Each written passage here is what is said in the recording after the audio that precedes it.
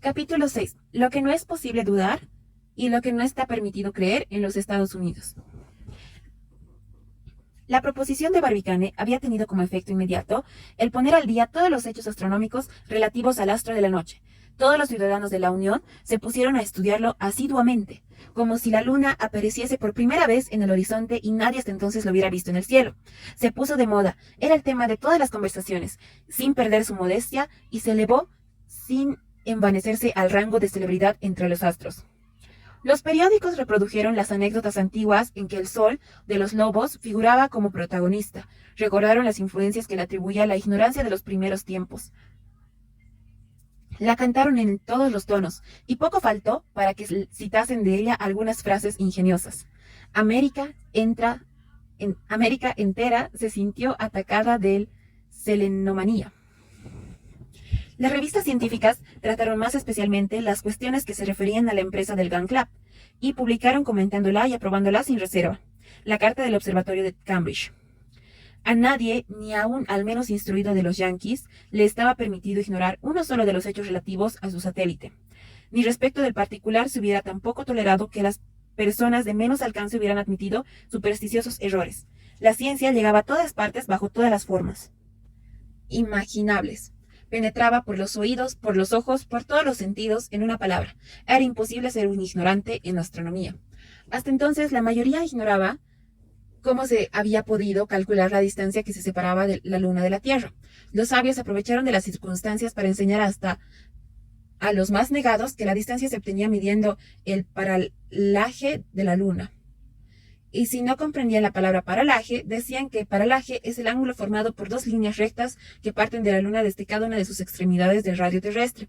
Y si alguien dudaba de la perfección de este método, se le probaba inmediatamente que esta distancia media no solo era de 234.347 millas, es decir, 94.330 leguas, sino que los astrónomos no se equivocaban en más de 70 millas, es decir, 30 leguas.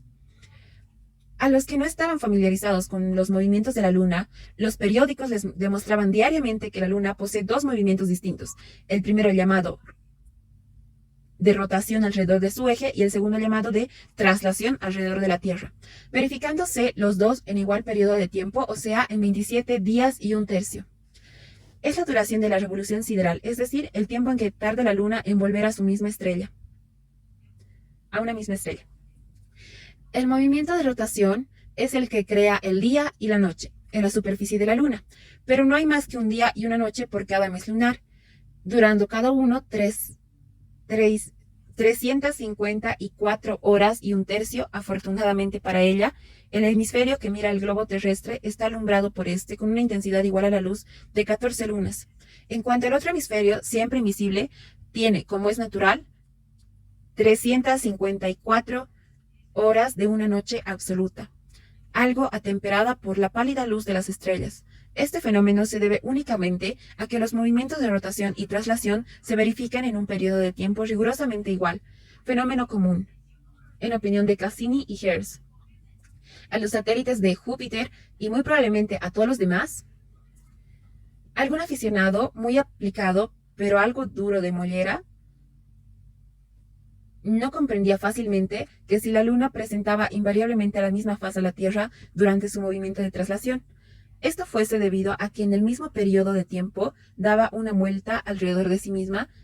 A esto se le decía: vete al comedor, da una vuelta alrededor de la mesa mirando siempre su centro, y cuando hayas concluido este paseo circular, habrás dado una vuelta alrededor de ti mismo, puesto que la vista habrá recorrido sucesivamente todos los puntos de la habitación. Pues bien, el comedor es el cielo, la mesa es la Tierra, y tú eres la Luna. Y hasta los más reacios quedaban encantados de la comparación. Tenemos pues que la Luna presenta siempre el mismo hemisferio a la Tierra, si bien, para ser más exactos, debemos añadir que, a consecuencia de cierto balanceo del norte al sur y del oeste al este llamado liberación, se deja ver un poco más de la mitad de su disco, o sea, 57 centésimas partes de él aproximadamente. Luego que los ignorantes supieron tanto del movimiento de rotación de la Luna como el director del Observatorio de Cambridge, se ocuparon de su movimiento de traslación alrededor de la Tierra, y 20 revistas científicas les instruyeron inmediatamente. Entonces supieron que el firmamento, como que el firmamento con su infinidad de estrellas puede considerarse como un vasto cuadrante por el que la luna se pasea, indicando la hora verdadera a todos los habitantes de la Tierra. Supieron también que en este movimiento el astro de la noche presenta sus diferentes fases, que la luna es llena cuando se halla en oposición con el sol, es decir, cuando los tres astros se hallan sobre la misma línea, estando la Tierra en medio. Que la luna es nueva cuando se halla en conjunción con el sol, es decir, cuando se halla entre la Tierra y él. Y por fin, que la luna se halla en su primero o su último cuarto, cuando forma con el sol y la Tierra un ángulo recto, del cual se ocupa el vértice. Algunos yanquis perspicaces deducían, entonces, la consecuencia de que los eclipses no pueden verificarse, sino en las épocas de conjunción o de oposición, y razonaban perfectamente en conjunción. La luna puede eclipsar al sol, mientras que en oposición es la Tierra quien puede eclipsar a la luna. Y si estos eclipses no suceden 2 veces al mes, se debe a que el plano en que se mueve la luna está inclinado sobre la eclíptica, o en otros términos, sobre el plano en que se mueve la Tierra. Respecto a la altura que el astro de la noche puede alcanzar en el horizonte, la carta del observatorio de Cambridge ya había dicho cuánto podía desearse. Todos sabían que la altura varía según la latitud del lugar desde el cual se observa, y que las únicas zonas del globo en que la luna pasa por el cenit, es decir, en que se coloca diariamente sobre la cabeza de los que la contemplan, se hallan necesariamente comprendido entre el paralelo 28 y en el ecuador.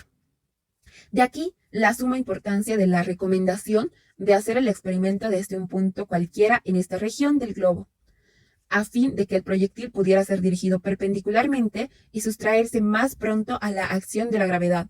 Esta condición era esencial para el buen resultado de la empresa y no dejaba de preocupar vivamente a la opinión pública. En cuanto a la línea que sigue la luna en su movimiento de traslación alrededor de la Tierra, el observatorio de Cambridge se había expresado tan claramente que hasta los más ignorantes comprendieron que es una línea curva entrante, una elipse y no un círculo en que la Tierra ocupa uno de los focos. Estas órbitas elípticas son comunes a todos los planetas y a todos los satélites, y la mecánica racional prueba rigurosamente que no puede ser otra cosa. Para todos fue evidente que la Luna se halla a la mayor distancia posible de la Tierra, estando en su apogeo, y a lo más cerca en su perigeo. He aquí, pues, lo que todo americano sabía de grado o por fuerza, y lo que nadie podía decentemente ignorar. Pero si muy fácil fue vulgarizar rápidamente estos principios, no lo fue tanto desarraigar muchos errores y ciertos temores ilusorios. Algunas almas pacatas sostenían que la Luna era un antiguo cometa que, recorriendo su órbita alrededor del Sol, pasó junto a la Tierra y se detuvo en su círculo de atracción. Así pretendían explicar los astrónomos de salón el aspecto ceniciento de la Luna, desgracia irreparable de que acusaban al astro radiante. Verdad es que cuando se les hacía notar que los cometas tienen atmósfera y que la Luna carece de ella, o poco menos, se encogían de hombros sin saber qué contestar. Otros pertenecientes al gremio de los temerosos manifestaban respecto a la luna cierto pánico. Habían oído decir que, según las observaciones hechas en tiempos de los califas, el movimiento de la rotación de la luna se aceleraba en cierta proporción, de lo que dedujeron lógicamente sin duda que a una aceleración de movimiento debía corresponder una disminución de distancia entre los dos astros, y que, prolongándose hasta lo infinito, este doble efecto llegaría a la luna, al fin y al cabo, a chocar con la Tierra. Algún día debieron, sin embargo, tranquilizarse y dejar de temer por la suerte de las generaciones futuras, cuando se les demostró que, según los cálculos del ilustre matemático francés Laplace, esta aceleración de movimientos estaba contenida dentro de los límites muy estrechos y que no tardaría en ocurrir una disminución proporcional. El equilibrio del mundo solar no podía, por consiguiente, alterarse en los siglos venideros.